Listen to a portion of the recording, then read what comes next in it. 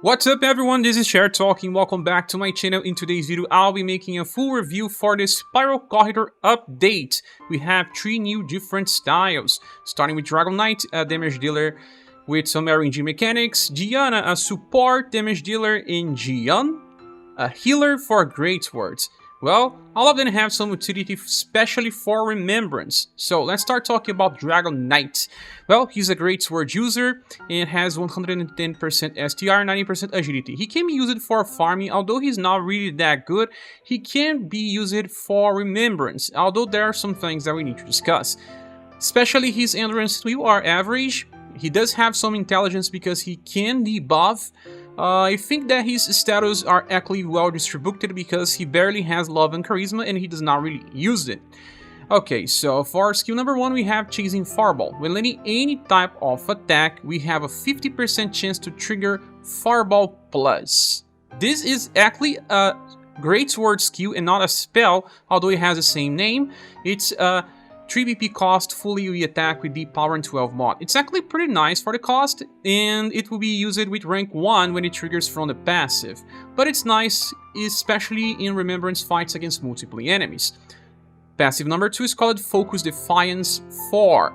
Weak attack damage increases by 20%, and if he gets attacked by an attack that will cause resist, he will reduce the damage by 30%. So, first of all, we have Proof of Ward Tower. If he is the only character in your party that has no real damage reduction passives, you can just slap this and increase the resistance to 35 points, and he's going to reduce damage and survive better on the fight.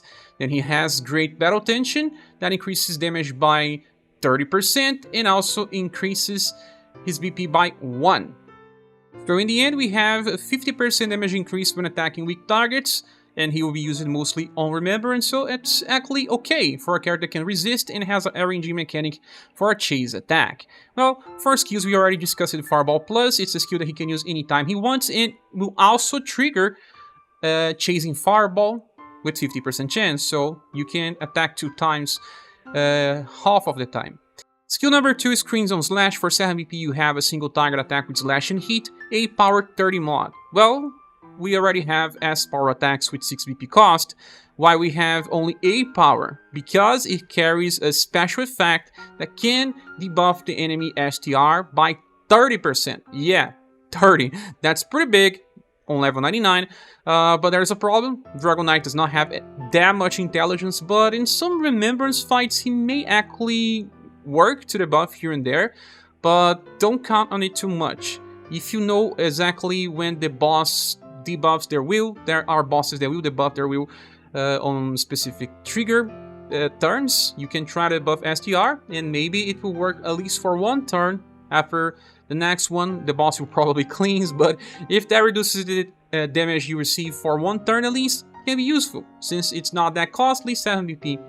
But well, you don't actually use Dragon Knight for other challenges. That's an interesting skill, but won't be used that often.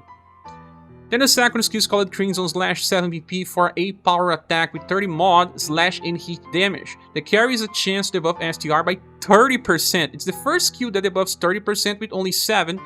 Well, Genie can do 30% debuffs as well, but she actually needs 8. We can check, and Genie has a way to just charge BP with Happy Souvenir.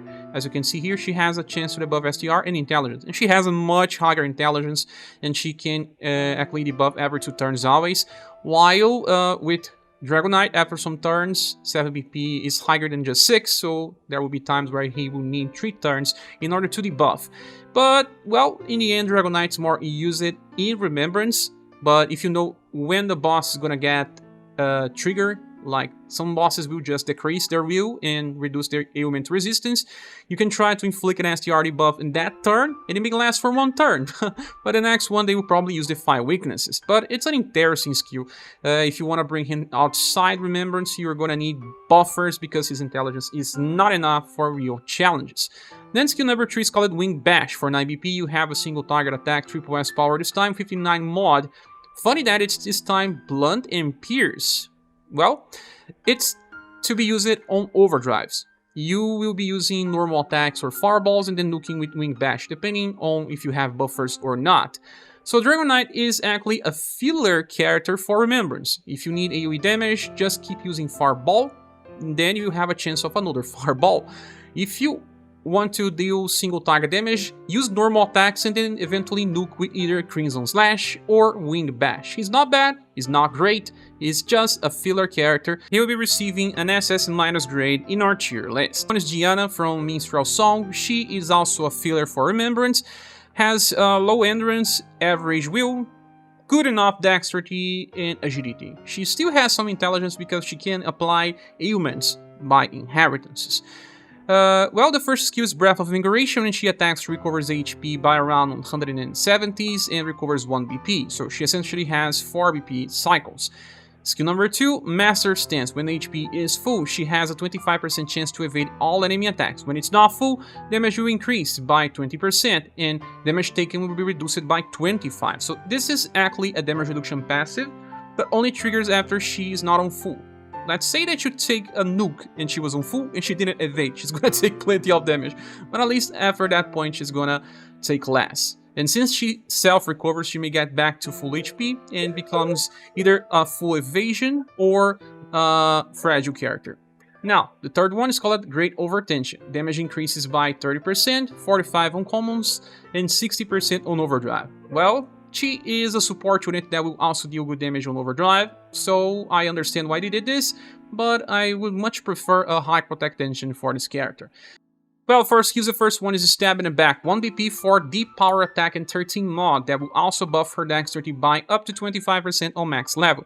This is a very nice skill to scale damage, has been seen before in Selma and also in Global X Darket.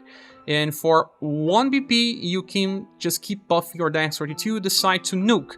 You can also pass this skill from this Darken into his other style, the Reviving the Guild, that buffs his dexterity 2 times, so 3 dexterity buffs, and then he can choose when to nuke. Gian is not as strong, she's more of a filler if you miss it out on Darket, and she can also increase the damage of the party herself with Floral Cracker. This is a fast attack that hits all enemies with Pierce and Slash, see power only, not that strong, but will give all surviving allies a Pierce attack boost. This skill buffs 35% for Pierce damage to the party, so pretty nice to use on overdrive. Then the third skill is called Kaleidoscope. For 13 BP you have a triple S attack with 73 mod. Well, Diana already had a very powerful nuke attack called Thorn Prism that has 71 mod for 1 BP less.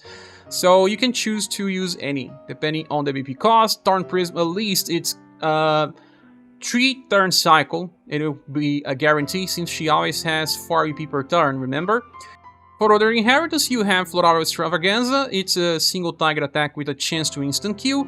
Remember that her intelligence is not bad. Can work here and there, but I don't think it's so good anymore. We have characters with better IQ chances. She also has Shock Rush to apply Paralyze for Remembrance if you need for Real Queen. Can also inflict Stun against Kazinsi. And we also have Light Speed Plus as Inheritance, a good skill with B power 4 BP that keeps buffing her agility. Remember that her speed is not bad. We have 100 agility. And from her S limited style, we can get Piercing Thorn that inflicts poison with medium chance.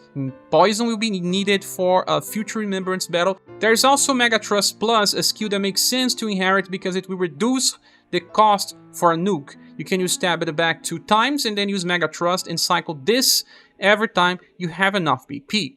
Well, there's also something else you can pass on Floral Cracker into the Global X version of Diana if you have it. And if you are using her together with other pierce damage dealers like Darky or Chooser, when you get to Overdrive, you're gonna use Floral Cracker instead of using either 100 Lotus or Prayer for Peace if you know the boss is gonna die that turn. So, Diana is actually very good for players that don't have a full premium squad for Rapiers. And even for some veterans that have old styles, they can replace them with Diana. She is very good for many different Remembrances fights if you don't have the specialist. She can just poison, stun, paralyze, and that can be helpful for some players, especially new ones. Still, I think she's a little restricted for other challenges. She will be receiving an SS- grade as well. Okay, the last one is Gian, and he has 99% STR. It's not a big value, 70% endurance, average, 59 will. Well, this can be a problem. He can actually get inflicted with ailments because such a low will. But they made this because he actually has some very good passives and skills. They wanted to make him a little more risky than your normal standard healer. His agility is bad. Well, he needed a lot of different status, so the status distribution is not his forte. For passes, we have Revitalize 3. On the end of a turn, 25% chance to heal himself and get 3 BP. The heal will be around 900. The second one, Delayed Heal Link, he has 25% chance on the end of a turn to heal himself in a random online for around 1,1000 HP. First of all, the random online can even be himself again. And because we have 2 chances to heal, 2 with 25% means that every 2 turns is going to be healing for around 1000. The third passive is called High Protect Tension, decreasing damage taken by 30%, increasing damage that he does against enemies by 20%. The only way to increase his damage, but he's more of a support unit and he will actually survive well because of the damage reduction passive, healing himself and someone else from time to time. He can also just use a command skill that heals called Starlight Heal. For 1 LP and 2 BP, you have a heal effect that will also cleanse the target from poison. The heal on max value will be close to 1.5k, good enough for boss fights. The second skill is called Empty Blade Plus. For 5 BP, you have an S-Power attack with 39 mod. Well, recently, 39 mod attacks have been costing 6 BP. This is different because it attacks random enemies. If there are many enemies, you cannot choose the target. And because he has a chance to get BP by the end of a turn, it's good, so you can actually use this many times. Then the third skill is called V-Impact Plus. For 9 BP, you have a triple S attack with 60 mod, and this will be used in overdrives when you want to finish a boss or against a wyvern when you need to attack in that specific turn. Well, Gian was designed for remembrance, and he's gonna help many people with difficulty there. We don't have many support for great swords. Now he can help you heal and just do damage even on overdrive. So he's actually SS General Squad. So Gian was designed for remembrance, and he's gonna help many people there. Even if I don't need him, I have to agree that many accounts will benefit from adding Gian in their squads. If you get some good RNG, he's totally gonna help your squad survive better. So he deserves a normal double S grade in our tier list, and I do believe that he's the best investment of the 3 characters because most people will use him while not all people will need the other 2. With all that said, at least this time I don't need to say if they are worth to pull because you are already doing that. It's free to everyone, so very nice to get some useful styles from time to time. Thank you so much for watching this video, please subscribe if you haven't, and I hope to see you soon in the next one. Bye.